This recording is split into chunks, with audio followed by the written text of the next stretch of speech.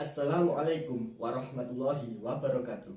Perkenalkan, nama saya Muhammad Sengaji Hidayatullah, mahasiswa UIN Sunan Ampel Surabaya, program studi psikologi dengan NIM terakhir 030. Di sini saya akan menjelaskan mengenai khusus dalam Al-Quran sebagai bahan penilaian ujian akhir semester mata kuliah studi Al-Quran yang diampu oleh dosen Farihul Anwar.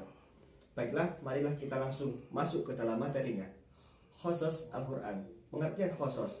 Khusus menurut bahasa artinya yaitu hikayat atau cerita masa lalu.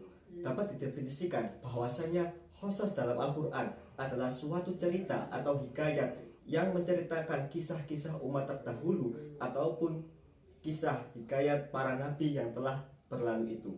Hal ini terabadikan dalam Al-Quran.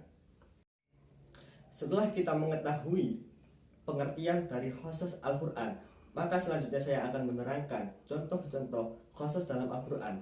Yang pertama, kisah mengenai perang Khandaq atau disebut dengan perang Ahzab yang terabadikan dalam Quran surah Al-Ahzab. Yang kedua, kisah penyembelihan Nabi Ismail alaihissalam yang disembelih oleh ayahnya sendiri yang bernama Nabi Ibrahim alaihissalam yang terabadikan dalam Quran surah As-Saffat ayat 102. Yang ketiga, kisah mengenai burung ababil yang menghancurkan pasukan Raja Abraha ketika kelahiran Nabi Muhammad SAW yang terabadikan dalam surah Al-Fil. Yang keempat, kisah Ashabul Kahfi, yaitu 7 pemuda yang tinggal selama 309 tahun di dalam gua Kahfi yang terabadikan dalam Quran surah Al-Kahfi. Setelah kita mengetahui contoh-contoh khusus dalam Al-Quran, selanjutnya saya akan menjelaskan macam-macam khusus dalam Al-Quran. Macam-macam khusus yang pertama adalah kisah nabi atau para nabi yang terdahulu yang terabadikan dalam Al-Quran.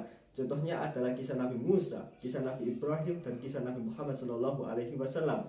Yang kedua, macam khusus adalah menjelaskan mengenai kisah-kisah umat yang terdahulu yang bukan nabi. Contohnya adalah kaum Thalut dan Jalut, kisah Harun, kisah Fir'aun, kisah Nabi Zulkarnain, dan kisah burung ababil dan Raja Abraha. Yang ketiga, kisah yang menjelaskan perjalanan dan dakwah Rasulullah Shallallahu Alaihi Wasallam.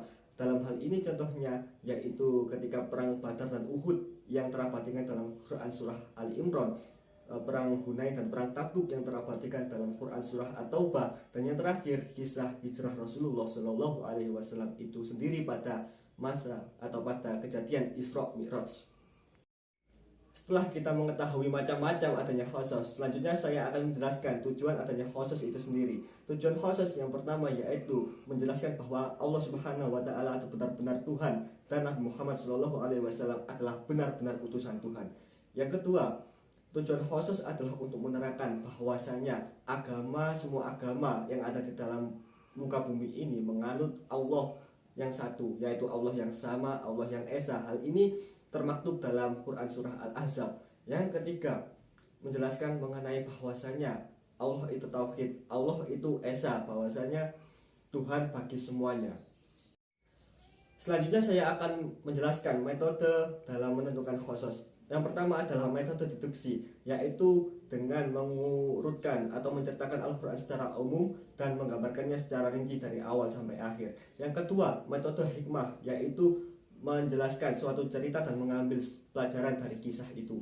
Yang ketiga, metode dialog, yaitu mengambil cerita atau khusus dari sebuah kisah yang diceritakan oleh dialog antar tokoh. Dan yang keempat adalah metode terpusat, yaitu menjelaskan khusus atau kisah secara langsung, yaitu langsung dari intinya. Selanjutnya saya akan menjelaskan hikmah mempelajari khusus atau kisah-kisah dalam Al-Quran. Yang pertama adalah menjelaskan bahwasanya Al-Quran adalah kitab yang orisinil dan langsung dari Allah Subhanahu wa Ta'ala. Yang kedua, untuk meneguhkan iman dalam hati setiap manusia. Yang ketiga, meneguhkan kemujizatan Al-Quran, bahwasanya Al-Quran memang benar-benar orisinil dari Allah Subhanahu wa Ta'ala. Dan yang keempat adalah Al-Quran adalah kitab yang memperhatikan keadaan umatnya. Hal ini terbukti dengan adanya banyak kisah-kisah yang dapat dipelajari dalam Al-Quran itu sendiri. Demikianlah penjelasan singkat dari saya mengenai khusus dalam Al-Quran. Kurang lebihnya saya mohon maaf bila ada kata-kata yang kurang berkenan. Akhiru kalam, wabillahi taufiq wal hidayah, waridho wal inayah. Wassalamualaikum warahmatullahi wabarakatuh.